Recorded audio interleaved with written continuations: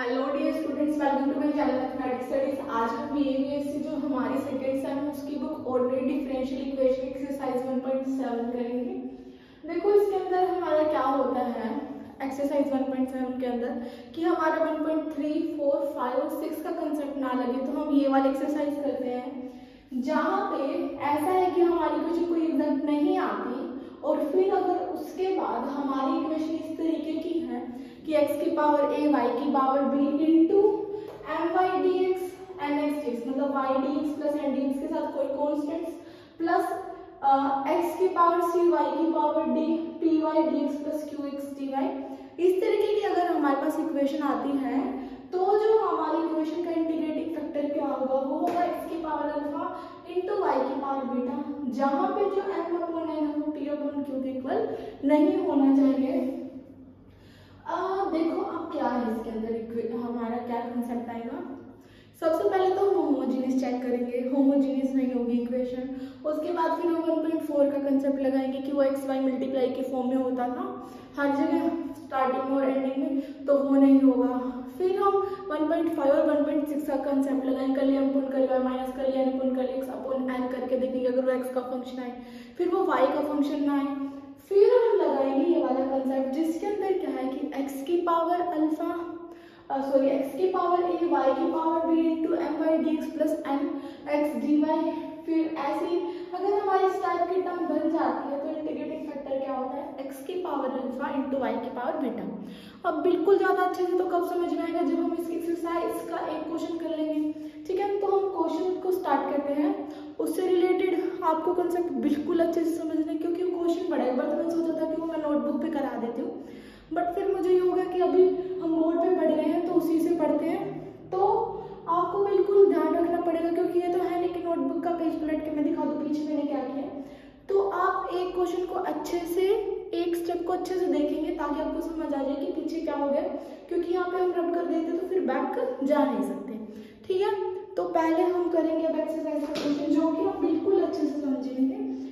एक ही बारी में और आते ही समझ आ जाएगा, इंपॉर्टेंट क्वेश्चन है। अब देखो हमारा एग्जाम्पल क्या कहता है कि सॉल्व करो इक्वेशन को। सॉल्व करने के लिए हम पहले देख लेते हैं कि इक्वेशन एग्जैक्ट है या नहीं। उसके लिए हमें पता है mdx plus N Y equal to 0 से कंपेयर करते हैं, तो यहाँ पे m की जो वैल्यू है वो हमारी m की वैल्यू क्या आएगी, यहाँ पे 2x square y minus 3y की पावर 4 और n की वैल्यू हमारी आएगी 3x की क्यूब प्लस 2xy की क्यूब। यहाँ से हम निकालेंगे curly m upon curly y और यहाँ से हम निकालेंगे curly m upon curly x। जब हम y के रिस्पेक्ट में करेंगे तो y का 1 हो जाएगा, 2x स्क्वायर हो जाएगा माइनस 4 पावर आगे पावर में से एक कम 4 3 12 y की क्यूब। x के रिस्पेक्ट में करेंगे 3 3 9 x स्क्वायर प्लस x का 1 हो जाएगा 2y क्यूब। अब हमें दिख रहा है कि curly m upon curly y और curly m upon curly x equal नहीं है। अगर इक्वल नहीं है तो ये इक्वेशन है जो एग्जैक्ट नहीं है, आर नॉट इक्वल। तो जो इक्वेशन है वो क्या है, इज नॉट एग्जैक्ट। ठीक है, इक्वेशन एग्जैक्ट नहीं है। अब अगर इक्वेशन एग्जैक्ट नहीं है तो आप 1.3 से लेके आगे 1.6 तक सारे लगा के देखेंगे एक तरीके से, तो आपको पता चलेगा कि 1.7 का कंसेप्ट इसके अंदर लग गया। देखो 1.3 का लगाने की जरूरत नहीं पड़ेगी क्योंकि होमोजेनियस है, 1.4 का लगाने की जरूरत नहीं पड़ेगी क्योंकि एक्स वाई की टर्म सारी उसमें नहीं है। देखो यहाँ पे नहीं है, यहाँ पे नहीं है, तो जरूरत नहीं पड़ेगी। 1.5 और 1.6 का आपको लगाना पड़ेगा और देन 1.7 का आप लगाएंगे तो आपको पता चलेगा कि हाँ भाई ये इक्वेशन मतलब 1.5 और 6 का इसमें नहीं लग रहा कंसेप्ट, 1.7 का क्वेश्चन है ये। तो अब हमने क्या देखा था वहां पे कि हमारी x dx dy टाइप की जो टर्म्स थी वो मिक्स अप थी, इसलिए हम क्या करेंगे इक्वेशन नंबर 1 को हम राइट डाउन करेंगे dx को अंदर मल्टीप्लाई करके यहाँ पे देखो, तो क्या होगा 2x square y dx minus 3y की power 4 dx plus 3x cube dy plus 2xy cube dy equals to 0। इस वाली टर्म और इस वाली टर्म को एक साथ ले लेते हैं, दोनों में से हमारा x स्क्वायर कॉमन दिख रहा है तो x स्क्वायर कॉमन ले लेते हैं इनटू 2y dx प्लस हमारा 3x माइनस इसमें से और इसमें से y की क्यूब कॉमन ले लेते हैं, तो y की क्यूब जब हम ये कॉमन लिया तो क्या आया 3y dx plus 2x dy equal to 0। अब जो हमारी इक्वेशन वो किस तरीके से होनी चाहिए थी, x की a y की b plus my dx plus nx dy plus x की c y की d, यहाँ पे हमने आर्बिट्रेरी कांस्टेंट्स p और q लिए थे, py dx plus qx dy equal to 0। ठीक है, p क्यूब जो भी आपको आर्बिट्रेरी कांस्टेंट तो कुछ भी ले सकते हैं। तो हमारा इतना तक मैंने आपको क्या बताया था कि जब आपकी इक्वेशन ऐसी दे रखी थी, पर हमने कुछ इस तरीके का देखा था, जब हमने 1.7 का बेसिक पढ़ा था तो हमने ये देखा था कि इक्वेशन ऐसी टाइप की होनी चाहिए, तभी हम इंटीग्रेटिंग फैक्टर क्या लेते हैं, x की पावर अल्फा y की पावर बीटा तभी लेते हैं। तो अगर हम तभी लेते हैं तो पहले इक्वेशन को इस टाइप का हमने बनाया है, मल्टीप्लाई करके यहाँ से और यहाँ से हमने देखा कि x स्क्वायर कॉमन आएगा और dx dy की टर्म इकट्ठी हो जाएंगे, तो हमने ये दोनों ले लिए और ये दोनों ले लिए। अब आप बोलोगे यहाँ पे तो y है नहीं और यहाँ पे x है नहीं, तो हम यहाँ पे y की पावर 0 लिख सकते हैं और x की पावर 0 लिख सकते हैं, क्योंकि किसी की पावर 0 है और 1 तो मल्टीप्लाई में हो सकता है, तो हमने इस तरीके से कर दिया। अब जब हम यहाँ पे कंपेयर करेंगे तो a हमारे पास 2 आ गया, b हमारे पास 0 आ गया, m हमारे पास 2 आ गया, n हमारे पास 3 आ गया, c हमारे पास 0 है, d हमारे पास 3 है, p हमारे पास 3 है और q हमारे पास 2 है। तो ये आ गई हमारे आर्बिट्रेरी जो कांस्टेंट्स हैं उनकी वैल्यूज। जब हमारे पास आर्बिट्रेरी कांस्टेंट की वैल्यू आ गई है तो अब हम क्या कर सकते हैं, इसका इंटीग्रेटिंग फैक्टर निकाल सकते हैं, जो कि हमने क्या बोला था कि इंटीग्रेटिंग फैक्टर क्या होगा, x की पावर अल्फा y की पावर बीटा। तो क्योंकि हमने इक्वेशन इस तरीके से बनाई, हमारे पास आर्बिट्रेरी कांस्टेंट्स भी हैं और हमारी जो है m/n और p/q जब हम निकालेंगे, m/n हमारा 2/3 है और p/q हमारा 3/2 है, तो ये इक्वल भी नहीं है। तो जो हमारा इंटीग्रेटिंग फैक्टर है वो क्या होगा, x की पावर अल्फा y की पावर बीटा। ठीक है, तो अगर हमारा इंटीग्रेटिंग फैक्टर x की पावर अल्फा y की पावर बीटा है तो हम इसकी मल्टीप्लाई इक्वेशन के अंदर कर देते हैं, इस वाले के अंदर, और जब हम इस वाली इक्वेशन के अंदर इसकी मल्टीप्लाई करेंगे तो हमारे किस तरीके से होगा, देखो on multiplying by x की पावर अल्फा y की power beta in equation 1 we have 2 x की पावर 2 ऑलरेडी है, अल्फा भी आया तो 2 प्लस अल्फा, y की पावर 1 ऑलरेडी है, बीटा भी आया है तो y की power 1 plus beta minus 3 x की पावर अल्फा y की power 4 plus beta dx plus के बाद आइटम नीचे लिखते हैं 3x की पावर अल्फा प्लस 3y की पावर बीटा प्लस 2x की power 1 plus alpha plus y की पावर 3 प्लस बीटा dy। ठीक है, अब हमें पता है कि अगर इंटीग्रेटिंग फैक्टर की मल्टीप्लाई हम करते हैं तो जो हमारी इक्वेशन वो एग्जैक्ट हो जाती है। अगर इक्वेशन एग्जैक्ट है तो यहाँ पे पक्का कर लिया अपन कर लिया इक्वल टू कर लिया अपन कर लिया x होगा इक्वल, और अगर वो इक्वल होंगे तो यहाँ पे वो वैल्यू निकाल लेते हैं। हमारे पास कर लिया अपन कर ली y हम निकालते पहले, कर लिया अपन कर ली y निकालेंगे तो यहाँ पे m हमारा क्या है, m हमारा ये है इस इक्वेशन के अंदर, m निकालेंगे और किसके रिस्पेक्ट में, हम y के रिस्पेक्ट में निकाल रहे हैं, तो 2x की पावर 2 प्लस अल्फा तो हमारा कांस्टेंट ही रहेगा और y की पावर 1 प्लस बीटा का करेंगे तो पावर आगे आ जाएगी 1 प्लस बीटा, और पावर में से एक कम करेंगे तो 1 plus beta minus 1 that is y की पावर बीटा बच जाएगा, माइनस 3x की अल्फा सिमिलर पावर आगे आएगी 4 प्लस बीटा, और पावर में से एक कम करेंगे तो y की पावर 3 प्लस बीटा बच जाएगा। जब हम इसको सॉल्व करेंगे तो 2 इंटू 1 प्लस बीटा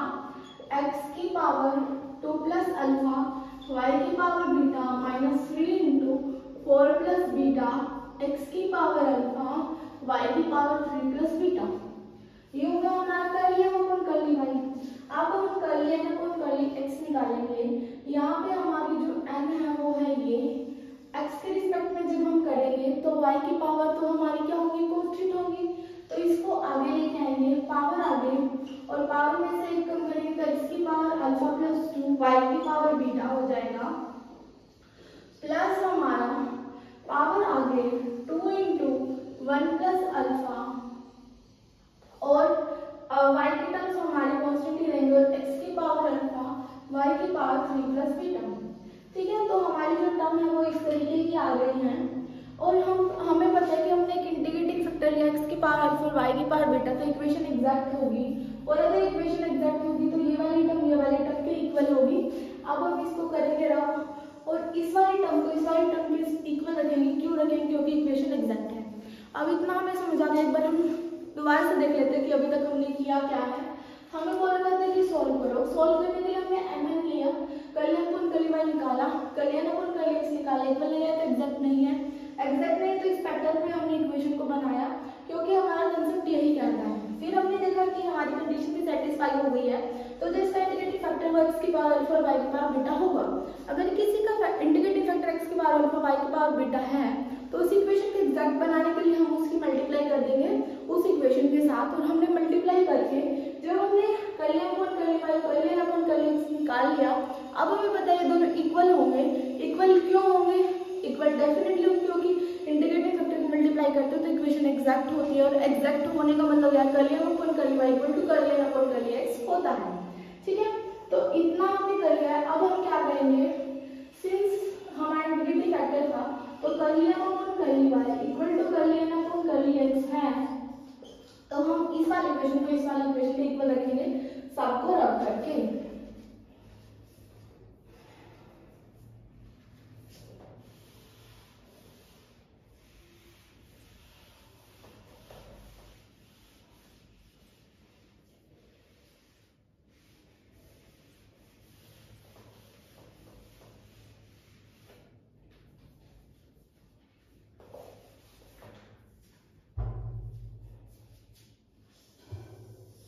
जब हम इन दोनों को इक्वल रखेंगे तो हमारे कलियन अपन कली y की वैल्यू ये है 2 इंटू 1 प्लस बीटा x की पावर 2 प्लस अल्फा y की power beta minus 3 into 4 plus beta x की पावर अल्फा y की power 3 plus beta equal to 3, अब ये लिख रहे हैं 3 इंटू अल्फा प्लस 3 x की पावर अल्फा प्लस 2 y की power beta plus 2 into 1 plus alpha x की पावर अल्फा y की पावर 3 प्लस बीटा। ठीक है, अब हम क्या करेंगे यहाँ पे x, क्योंकि इक्वेशन इक्वल है तो x की पावर 2 प्लस अल्फा y की पावर बीटा, x की पावर 2 प्लस अल्फा y की पावर बीटा के कोफिशिएंट्स को कंपेयर कर रहे हैं, तो कोफिशिएंट क्या होंगे यहाँ पे इक्वल होंगे। तो इस इक्वेशन से हमारा कोफिशिएंट, इसका कोफिशिएंट है 2 इंटू 1 प्लस बीटा, किसके इक्वल होगा 3 इंटू अल्फा प्लस 3 के इक्वल होगा, और फिर हम किसके कोफिशिएंट्स को कंपेयर करेंगे, x के अल्फा y के 3 प्लस बीटा के कोफिशिएंट्स को कंपेयर करेंगे, तो जो हमारी इक्वेशन है वो क्या आएगी यहाँ पे minus of 3 4 plus beta equals to 2 into 1 plus alpha. तो हमारे जो कोफिशिएंट्स को कंपेयर करने के बाद जो हमारी इक्वेशंस हैं वो ये आई हैं। अगर हमारी इक्वेशंस ये आई हैं तो अब हम क्या करेंगे, यहाँ पे इन इक्वेशंस को करेंगे सॉल्व हमारी किस तरीके से होंगी, नॉर्मल हम कोई भी एलिमिनेशन या फिर सब्स्टिट्यूशन मेथड का यूज कर सकते हैं। एलिमिनेशन सब्स्टिट्यूशन मेथड को यूज करने से पहले हम इन दोनों इक्वेशन को सॉल्व करके यहाँ पे लिख लेते हैं 2 plus 2 beta equal to 3 alpha plus 9, इधर लेके आएंगे इसको इधर ले आते हैं minus of 3 alpha plus 2 beta equal to 7 हो गया। एक इक्वेशन हमारे पास ये हो गई, इसको जब सॉल्व किया minus 12 minus 3 beta equal to 2 plus 2 alpha हो गया, 2 अल्फा इधर आ जाएगा minus of 2 alpha minus of 3 beta equal to 14, 2 alpha plus 3 beta equal to minus of 14। जो इक्वेशन हमारे पास ये आ गई यहाँ पे ये वाली। ठीक है, अब हम क्या करेंगे इस इक्वेशन के अंदर, यहाँ पे तो मल्टीप्लाई कर देंगे 2 के साथ, हमने कुछ भी नहीं किया, सिंपल सोल्व किया, इसको मल्टीप्लाई इसके साथ कर दिया। 2 बीटा इधर है, इसको इधर लेंगे, इसको इधर लेंगे, यहाँ पे 7 आ गया -12 minus of 3 beta 2 + 2 alpha, 2 alpha इधर आ गया माइनस का, ये माइनस का था, ये उधर गया 14, तो हमने पूरी इक्वेशन को माइनस के साथ मल्टीप्लाई कर दिया, तो हमारे पास दो इक्वेशन आ गई, -3 अल्फा + 2 बीटा = 7 और 2 अल्फा + 3 बीटा = -14। ठीक है, इन दोनों को इक्वल कर देते हैं, यहाँ पे हमने 2 के साथ मल्टीप्लाई कर दिया, यहाँ पे -3 के साथ मल्टीप्लाई कर दी, तो यहाँ पे होगा -6 अल्फा + 4 बीटा = 14, यहाँ पे 3 के साथ करेंगे तो -6 अल्फा -9 और 42 प्लस प्लस माइनस, ये हमारा कैंसिल हो गया, 9 और 4 13 बीटा = 8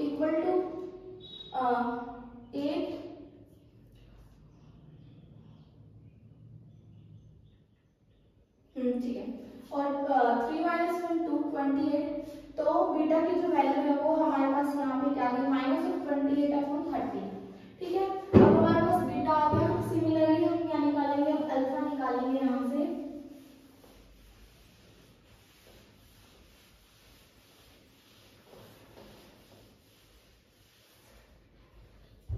हमारे पास बीटा तो आ चुका है, अब अल्फा हम किस तरीके से निकालेंगे, इनमें से किसी भी इक्वेशन में, इस वाली इक्वेशन में बीटा की वैल्यू पुट कर देते हैं तो अल्फा आ जाएगा हमारे पास। तो इस इक्वेशन में जब हम बीटा की वैल्यू पुट करेंगे तो -3 अल्फा + 2 × -28/30 = 7 है, तो -3 अल्फा -56/30 =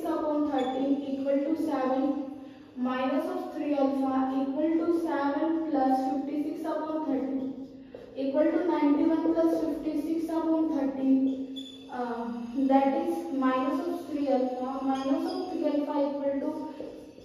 14730,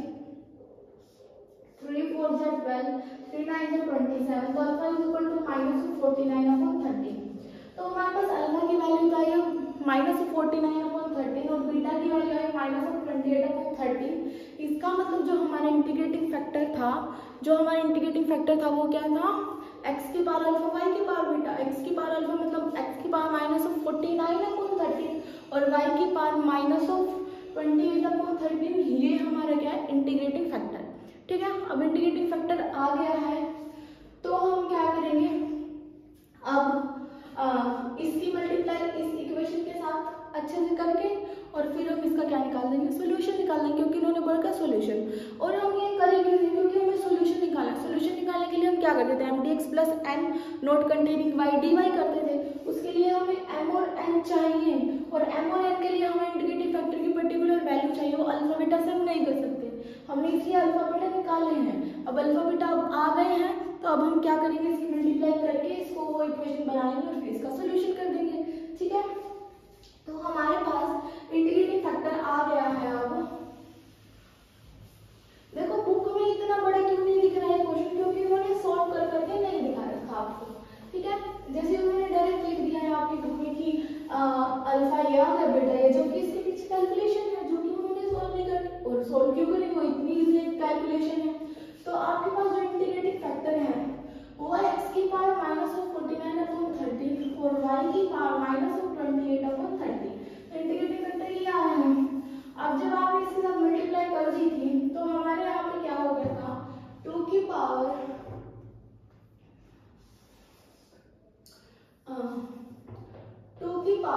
x, जब मल्टीप्लाई करेंगे इसकी तो -49/13 + 2 y की पावर -28/30 + 1 -3 की पावर x की पावर 49/30 और y की पावर -28/30 + 4 dx प्लस 3 × x की पावर 3 -49/30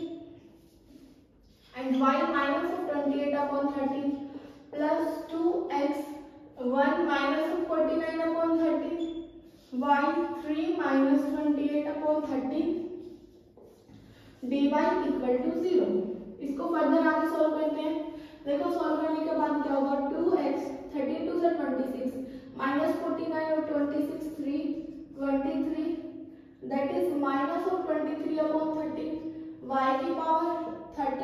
-28 और 13 कितना हुआ 15, वो भी -1 तो -15/30। उसके बाद -3x की पावर -49/30 13 4 52 -28 that is 24 तो y की पावर -24/30। ये हमारा क्या हो गया यहाँ पे dx।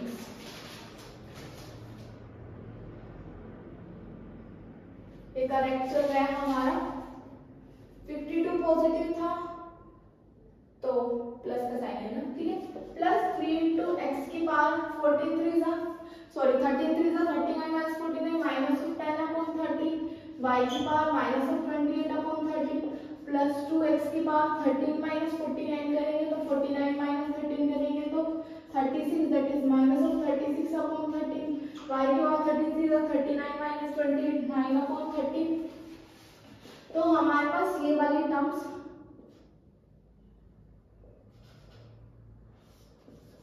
आ गई 33 39 -28 11/30 सॉरी।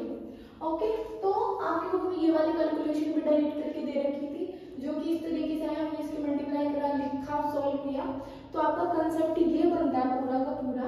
इसीलिए मैं ये वाला क्वेश्चन थोड़ा सोच रही थी कि नोटबुक में कर लूं, बट स्टिल मैंने बोर्ड में कर दिया क्योंकि इससे ये हो जाता है कि ज़्यादा क्लियर हो जाता है।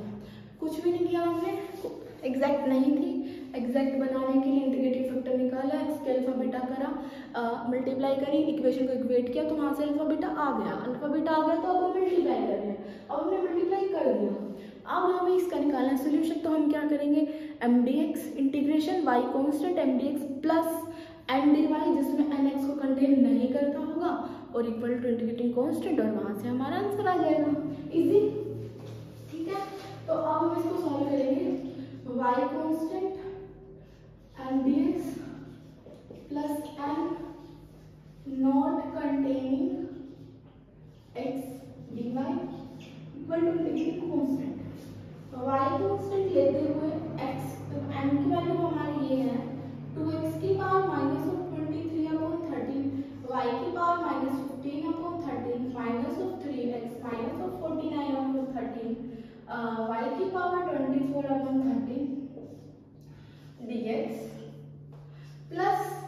x नहीं होना चाहिए, यहाँ पे x यहाँ पे x plus 0 equal to c हो गया। जब वो y कांस्टेंट है तो y की टर्म्स को बाहर ले लेते हैं, 2 की पावर -15/30 और x की पावर -23/30 प्लस 1 अपॉन -23/30 प्लस 1 हो गया। -3 और ये कांस्टेंट है y की पावर 24/30 और x की power -49/30 plus 1 upon -14/30 plus 1 is equals to c। Solve करेंगे तो इसको क्या हो जाएगा, यहाँ पे 13 बन जाए 30 माइनस ऑफ 10 आ जाएगा अपॉन 30 -10/30 हो जाएगा, पलट के क्या हो जाएगा 13/10 वो भी माइनस का y की पावर -15/30 और x की पावर -10/30 -3 y की पावर 24/30। जब 49 और 13 करेंगे तो 36 x की पावर -36/30 और ये पलट जाएगा तो यहाँ पे 13/36 हो जाएगा और माइनस माइनस हो जाएगा plus equal to integrating constant c। तो हमारी जो टर्म्स अभी तक ये आ गई हैं, ये टर्म्स आने के बाद अब हम क्या करेंगे, यहाँ पे देखो मल्टीप्लाई भी कर सकते हैं इसको आगे फर्दर। 13 × 26/10 y की पावर -15/30 x की पावर -10/30 प्लस 33 39/36 y